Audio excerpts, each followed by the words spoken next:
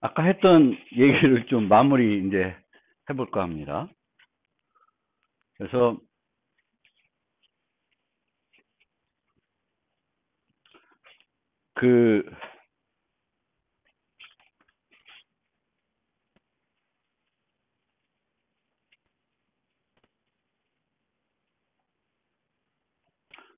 이제 C 플러스 11 전까지는 C 플러스 11 전까지는 요 세 개만 있었어요. 얘와 얘가 없었어요.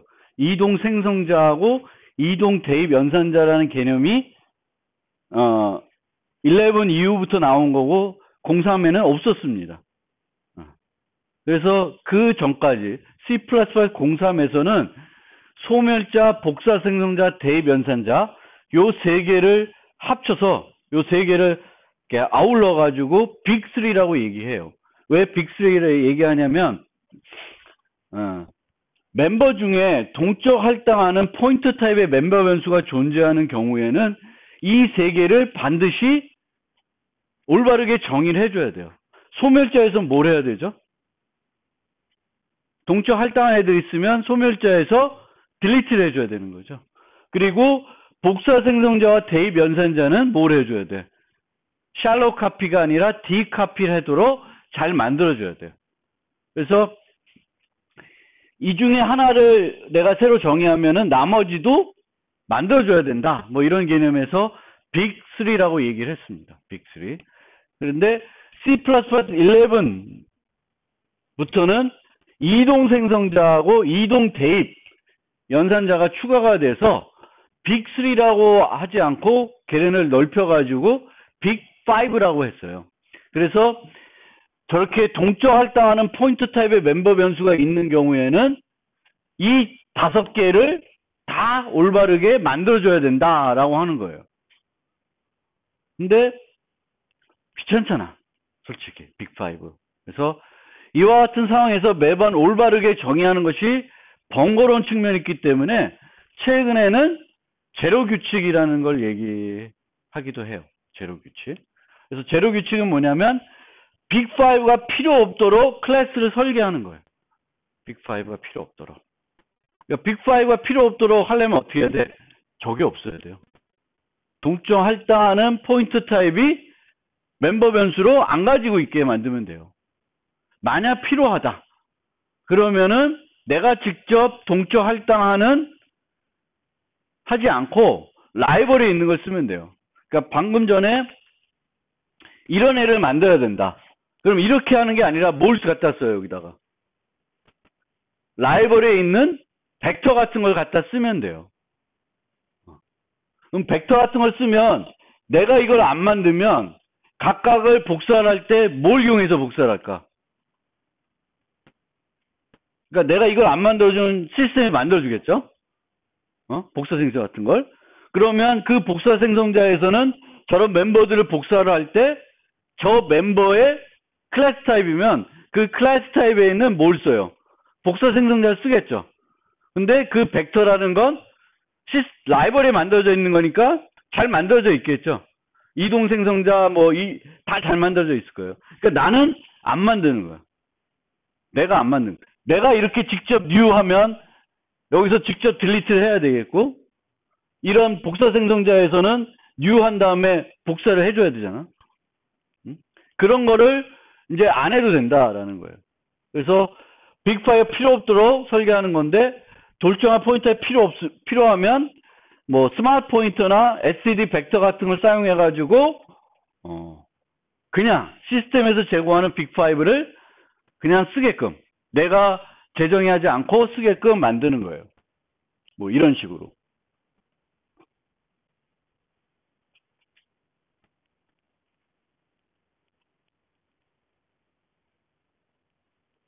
이렇게 하거나 이렇게 하면 돼요. 다 디폴트를 해주시면 다 제공을 해주는 거예요. 근데 이 중에 하나라도 빼먹으면 제공이 안 될 수 있어요. 디폴트가. 왜냐하면 이 규칙이 되게 좀 복잡해요. 뭐가 있으면 뭘 제공 안 해주고 뭐 이런 것들이 있기 때문에 복잡하기 때문에 이렇게 하거나 이렇게 해야 되는데 이렇게 쓰기는 어려워요. 왜? 최소한 이런 애는 뭐지? 그 소멸자는 버추얼로 만들어질 필요가 많이 있거든요. 그래서 그럴 경우에는 이렇게 하기는 힘들잖아. 그래서 이제 이런 식으로 해서 쓰는 겁니다. 빅 5.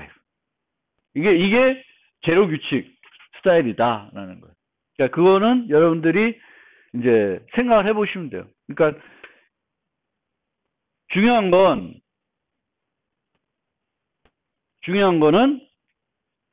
샬로우 카피, 디카피는 뭔지 알겠죠?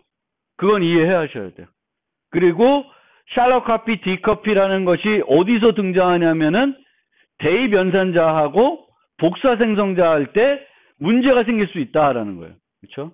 그러니까 객체들이 있으면 A 해서 B 하거나 아니면 A 이퀄 B 이 과정에서 대입 연산자 이 객체들일 때 복사 생성자 불러지는데 얘네들이 뭐 이런 애들이면 이렇게 연결될 수 있다라는 거예요. 그래서 이런 경우에는 내가 저 5개에 대해서 신경을 써줘야 되겠다. 그러니까 C 플러스 11로 옮겨가면은 3개만 신경 써야 되는 게 아니라 2개가 더 늘었다라는 거고, 그 추가된 2개는 일반적인 객체들을 최적화하는 데 있지 않고 임시적으로 만드는 객체들을 효과적으로 사용하기 위한 요소들이에요. 임시적으로. 그러니까 어떨 때 임시적으로 만들어지냐? 이런 것만 불러들여도 임시적으로 객체가 하나 만들어질 수밖에 없어요. 여기서 반환된 객체는 F함수 스택에 있는 거예요. 그러면서 일로 오면서 여기 임시 객체가 만들어지고 있고 이 스택에 얘가 다시 여기로 들어가는 거예요. 그래서 이런 임시 객체들이 우리가 알게 모르게 프로그래밍 과정에서 많이 만들어지는데 이 임시 객체가 생성되는 것 자체가 무거울 수가 있어요.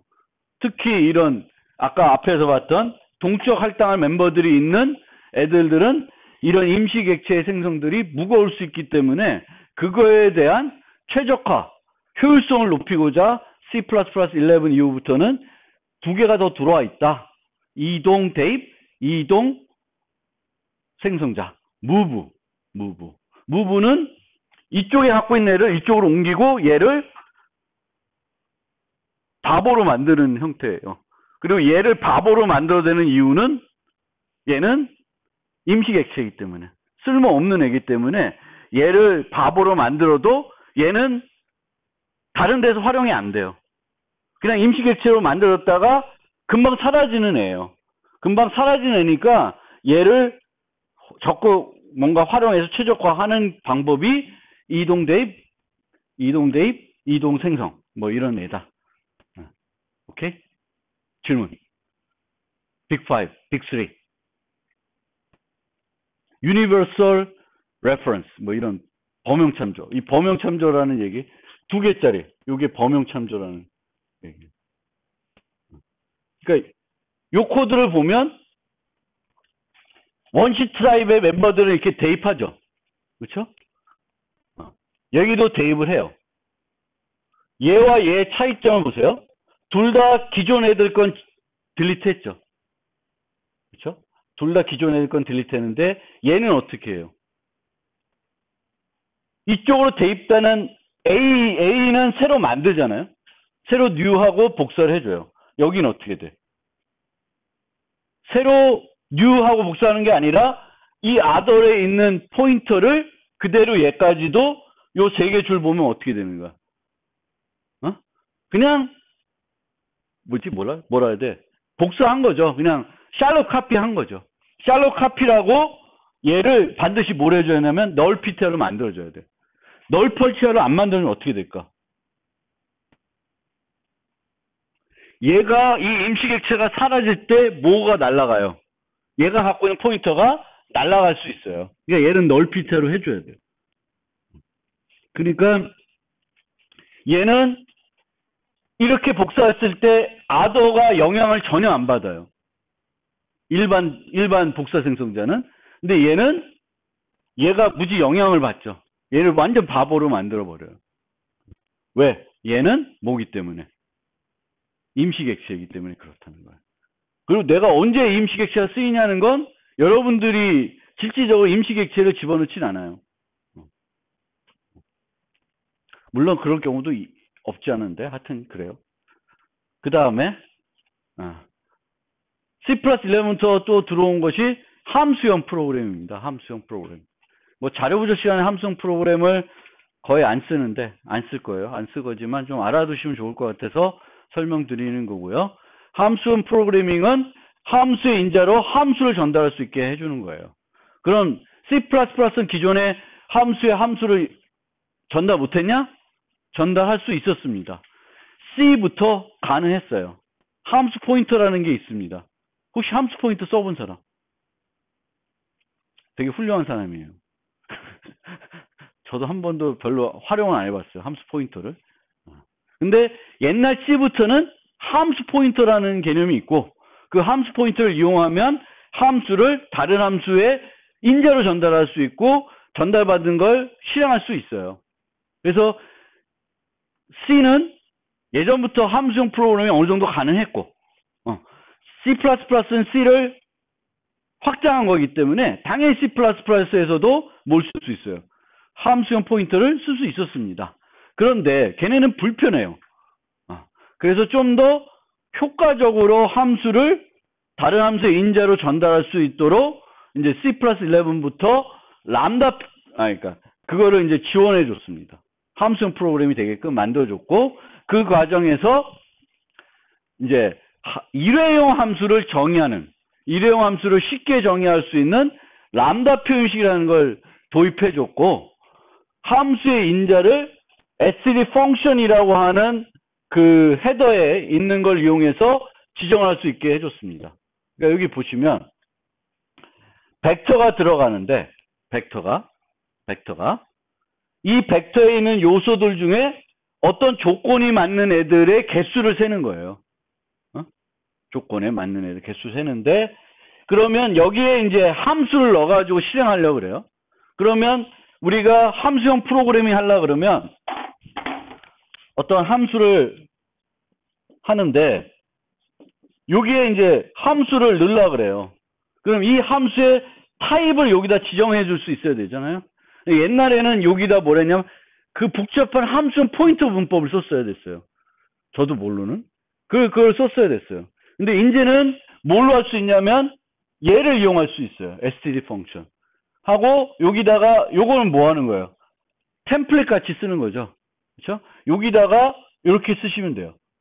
불 int. 그럼 이게 뭐냐면 어떤 종류의 함수들이 여기에 해당되냐면 정수를 하나 받고 뭘 반환해 주는 불연을 반환해 주는 거예요.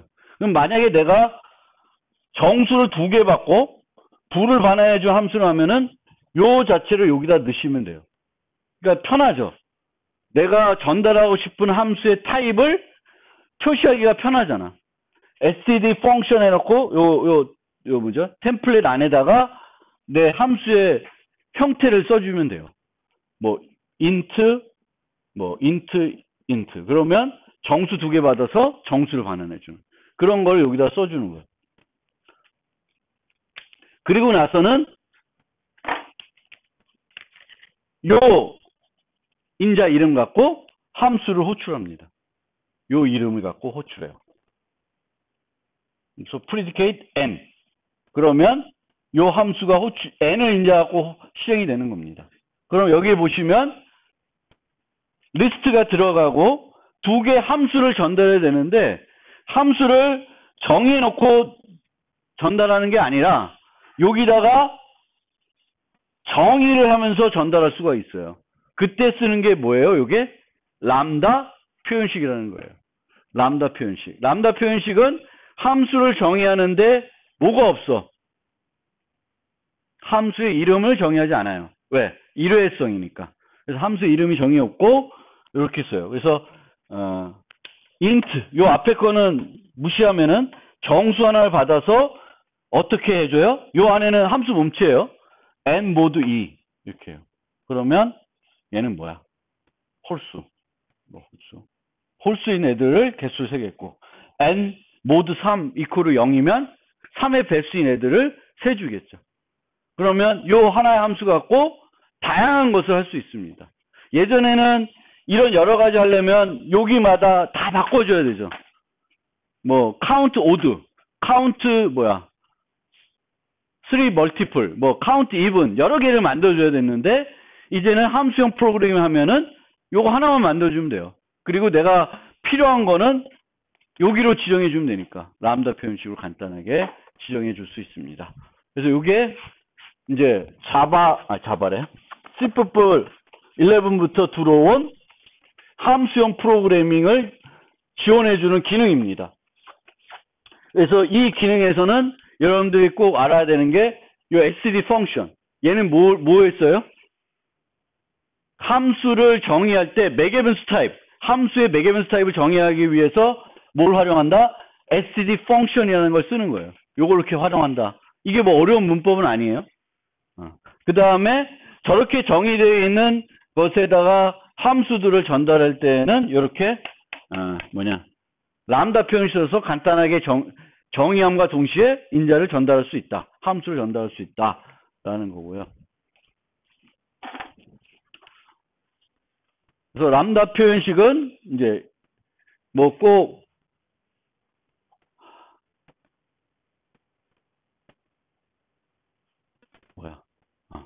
함수를 전달할 때 이제 쓰이는데 요 앞에 아까 빼먹은 요 앞에 있는 요소는 지금은 함수를 정의하면 요 안에 있는 가시 영역하고 이 전체가 있는 가시 영역은 다른 거죠. 그러니까 여기서 보면 count vowel이라는 함수는 여기서부터 여기까지가 이 함수의 가시 영역이잖아요. 그리고 요 함수 요 람다 표현식은 여기서부터 여기까지가 몸체인데 여기다가 정의했을 뿐이지 얘하고는 별개의 함수예요. 그렇죠? count vowel하고는 별개의 함수잖아. 그렇죠? 별개의 함수예요. 이 함수가 아니잖아. 그렇죠? 그러니까 함수가 있는데 내가 이 안에다가 g를 함수를 정의한 거예요. 그러면 요 영역하고 요 영역은 중첩이 돼 있더라도 다른 영역이라는 거예요. 그런데 요 함수에서 여기에 있는 얘가 정의되어 있는 가시 영역에 있는 어떤 데이터를 쓰고 싶으면은 그냥 갖다가 쓰지 못하고 요 앞에 있는 걸 이용을 해야 됩니다. 요 앞에 있는 걸. 그래서 요거를 캡처한다 그래요. 변수를. 그러니까 원래는 이 앞의 경우에는 정의할 때는 요 인자 n이라는 것만 가지고 다 했죠. 그러니까 여기 밖에 있는 것 중에 이 함수를 정의할 때 필요한 데이터는 없었어요. 근데 이 경우에는 요 count라는 어떤 값을 요 램다 함수에서 쓰는 거예요. 그러면 우리가 F에서 G에 있는 걸 쓰고 싶으면, 그러니까 이렇게 돼 있지 않고 F가 있고 G가 여기 있어요. 그러면 여기 있는 데이터를 얘가 쓰려고 그러면 어떻게 해야 돼? F에 있는 데이터를 G가 쓰려면은 어떻게 해야 돼요? 인자로 전달을 해줘야 되잖아요. 그 인자로 전달하는 게 이렇게 생긴 거예요. 근데 인자로 전달할 때 call by value로 전달할 수도 있고 뭘로 전달할 수도 있어. call by reference, call by pointer로 할 수 있는데 이런 애들은 두 가지 종류를 제공해 줘요. call by value와 call by reference. 그래서 그냥 count 쓰면 얘는 call by value로 받은 거기 때문에 이 안에서는 수정을 못 해요. 근데 이렇게 해서 count를 쓰면 이 안에서 얘를 수정할 수 있고 수정된 결과가 끝나고도 남아 있는 거죠. 그래서 요 앞부분은 이 함수가 아닌 이 함수 람다 표현식이 정의되어 있는 그 영역에 있는 어떤 데이터를 가지고 올 때 쓰는 부분이에요. 근데 여러 가지 옵션이 있어요. 그래서 이런 것들은 여러분들이 좀 보시면 된다. 그래서 개념은 이 함수의 소유물이 아닌 그런 데이터를 이 함수가 쓸 수 있게끔 해주는 것이 요 부분이고, 요 부분에 이렇게 요런 표시를 이용해 가지고 얘가 call by value로 요 함수로 전달되는지 아니면 call by reference 전달되는지를 구분해 주는 거예요. 그런 요소예요. 그러니까 제가 이렇게 실습도 안 하고 지금 이렇게 말로만 설명드리니까 여러분들이 이게 명확하게 이해가 안 될 경우도 있고, 물론 저한테 수업 들은 친구들은 아마 이해를 해야 되겠지. 수업 시간 했었으니까. 근데 그렇지 않은 친구들은 저게 뭔 소린가 할 수도 있을 거예요. 그러면 이제 개념적으로 우리가 이해할 수 있는 부분을 여러분 머릿속에 넣어 두시고, 나중에 만약 함수형 프로그래밍을 필요하게 돼서 내가 써야 될 때, 아, 그게 그거였구나라는 어떤 기본 개념? 그거는 이제 그때 들었던 내용이 여러분들이 공부할 때 도움이 될 거예요. 그래서 그런 식으로, 생각해 보시면 되겠고. 그 다음에 C+03까지 이제 동적, 스마트 포인터라는 게 또 도입됐는데, 그 자바가 저렇게 되는 거죠. 자바는 new 하는데, delete를 직접 프로그래머가 안 해요. 근데 C는 free, 말록하면 늘 free 해줘야 되겠고, C++에서는 원래 new 하면 delete를 해줘야 돼요. 근데 그게 여러 가지 번거로운 측면이 있죠. 그래서 이제 라이브러리로 C++11부터는 스마트 포인터를 제공해 준다. 스마트 포인터는 내가 생성하고 나서 어떻게 해야 돼? 쭉 쓰고 그냥 잊어버리시면 돼요. 그러면 알아서 시스템에서 딜리트를 해준다. 때가 되면. 그런 장점이 있습니다. 근데 그 장점을 내가 얻지만 프로그램의 무게는 어떻게 될까? 내가 직접 했을 때 비해서 무거워지는 거예요. 왜냐하면은 그 라이브러리에서 여러분들 프로그램을 어떻게 하고 있어야 돼? 추적하고 있어야 돼요. 그러니까 동적 할당이 되면 자바처럼 이렇게 가리키고 있는 애들이 있어요. 얘가 동적 할당된 애예요. 쓰다가 이제 얘가 사라지고 얘가 사라졌어. 그러면 얘를 가리킨 애가 하나도 없어요. 하나도 없게 되면 얘는 더 이상 접근할 수 있는 방법이 없습니다. 그럼 얘는 자바에서 얘기하는 쓰레기가 돼요. 그래서 이거의 개수를 유지해야 되는 거죠. 시스템에서. 그 딜리트를 해주려면. 그래서 그런 거를 이제 별도로 해줘야 되기 때문에, 왜? 여러분들이 뉴 딜리트 할 때는 그걸 유지하지 않아요. 그냥 때 되면 여러분 딜리트 하면 딜리트 해야 되는 부분이나 다른 놈들이 가리키고 있어도 딜리트 하면 그냥 딜리트 되는 거예요. 그렇죠? 근데 시스템에 맡겨 놓으면은 얘가 쓸모 없어졌을 때 알아서 딜리트 해주는 거죠. 그래서 더 무거워집니다. 무거워지니까 이제 그런 문제가 있고, 동적 할당이 우리가 풀어낼 때 꼭 필요하냐?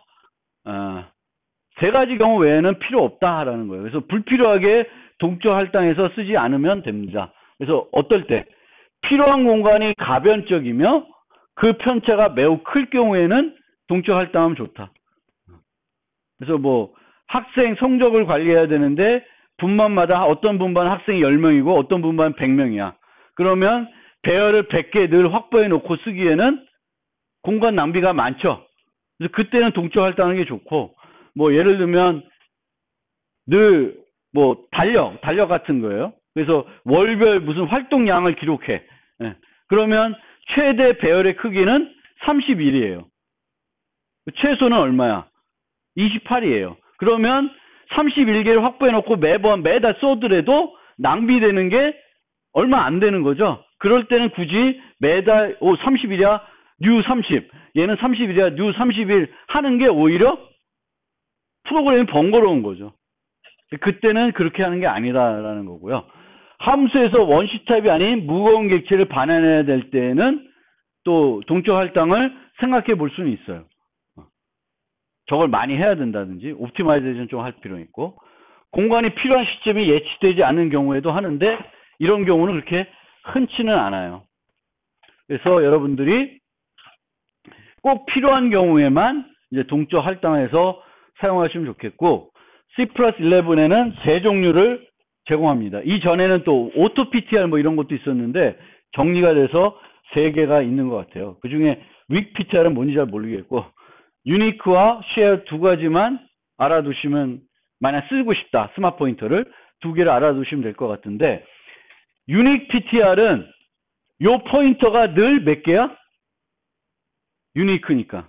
하나만 유지하는 게 유니크예요. 그리고 쉐어드는 여러 개를 유지할 수 있습니다. 그 차이예요. 유니크, 쉐어드. 근데 이 특이한 게 만약에 동적 배열을 이렇게 생성을 할 경우에는 동적 배열을 설정할 경우에는 유닉 PTR만 가능합니다. 쉐어 PTR로는 동적 배열을 못 만들게 돼 있어요. 좀 특이해. 그래서 그거는 기억해 두시기 바랍니다. 근데 만약 내가 이런 게 필요하다. 그러면 이거는 스마트 포인터 쓰는 것보다 뭘 쓰는 게 좋아? 이런 게 필요하다. 동적 할당된 배열이 필요하다. 그럼 뭘 쓰면 돼요? 벡터를 쓰시면 돼요. 벡터. 그러니까 이런 거를 유닉 PTR 써서 한다는 거는 별로 바람직한 게 아니야.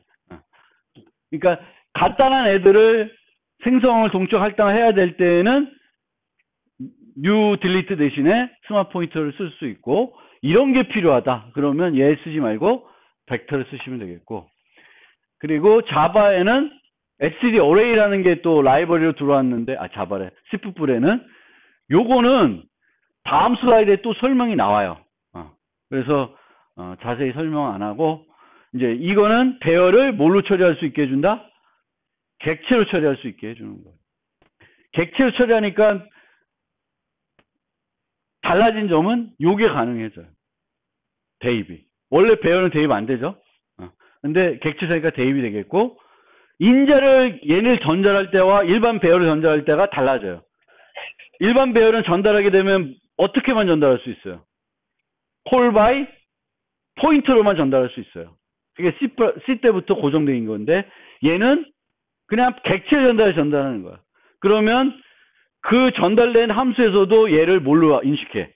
객체로 인식하고, 그 객체를 이용해서 멤버를 접근하면 뭘 알 수 있을까? 용량을 알 수 있어요. 그러니까 그 점. 자바를 좀 많이 아신 분은 이제 동일한 거죠, 자바랑. 그 다음에 보통 이제 벡터 쓸 때 푸시백 많이 쓰게 돼요. 근데 푸시백 쓰는데 이렇게 이제 이렇게 한다든지 이렇게 하게 되면 임시 객체가 만들어지죠. 여기 보면 요 객체는 요때 만들어지고 사라지는 애잖아. 임시 객체가 돼요. 그렇죠? 그리고 그러니까 이런 임시 객체들이 이제 만들어지는데, 여기서 만약에 요 푸시백 S란 다음에 내가 S. 여기 어디 없나? S.set name 해가지고 홍길동을 했어요. 그러면 벡터에 저장된 그 객체 값이 바뀔까 안 바뀔까? 객체 값이 안 바뀌어요. 안 바뀌는 건 뭐냐면 이 받은 객체를 내부적으로 복사를 해가지고 또 넣어요. 그 객체를 그대로 넣는 게 아니라 레퍼런스를 받더라 하더라도. 왜냐하면은 밖에서 이렇게 수정하더라도 안에서 그 영향을 받을 수 않기 위해서 이렇게 하는 거예요. 그래서 이런 것들 문제를 이제 좀 더 안에서 어차피 복제가 되기 때문에 좀 더 효과적으로 우리가 객체를 이 벡터 같은데 컬렉션 타입에 넣기 위해서 기존의 푸시백 이런 것들이 인플레이스라는 이름으로 이제 추가된 메소드들이 있어요. 얘네들은 객체를 이렇게 만들어 주는 게 아니라 객체를 만들 때 필요로 한 생성자들을 주면 그 안에서 객체를 생성해서 넣어줘요. 그러니까 객체가 두 번 생성되는 걸 막아주는 거예요. 이거 같은 경우에는 여기서 한번 생성되고 안에서 또 복제가 이루어져서 또 들어가요. 그러니까 그런 거를 이제 효율성을 높이기 위해서 인플레이스를 썼다라는 겁니다. 그러니까 여러분들 앞으로 이 벡터를 쓸 때 어떤 상황에 따라서는 푸시백 쓰는 것 대신에 인플레이스 백을 쓰면은 더